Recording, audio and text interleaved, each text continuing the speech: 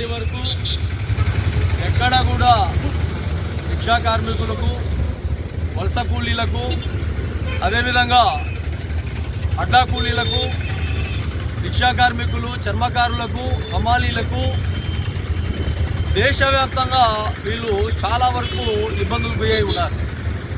ఇలాంటి వ్యక్తులందరికీ కూడా రాష్ట్ర కేంద్ర ప్రభుత్వాలు ఖచ్చితంగా న్యాయం చేసే విధంగా చొరవ తీసుకోవాలి.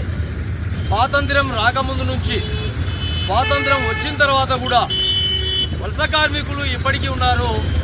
దాదాపు కొన్ని ఏరియాలలో, కొన్ని ప్రాంతాలలో, కొన్ని పల్లెల్లో, కొన్ని పట్టణాల నుంచి కూడా వలస కార్మికులు పట్టణాలకు, సిటీలకు వలస వెళుతూ అక్కడ ఒక సెంటర్ పాయింట్లను ఏర్పాటు చేసుకొని వాళ్ళ జీవనాలను ఏర్పాటు చేసుకొని ఆ రోజుగా జీవించే విధానాల్లో వలస కార్మికులు ఉన్నారు.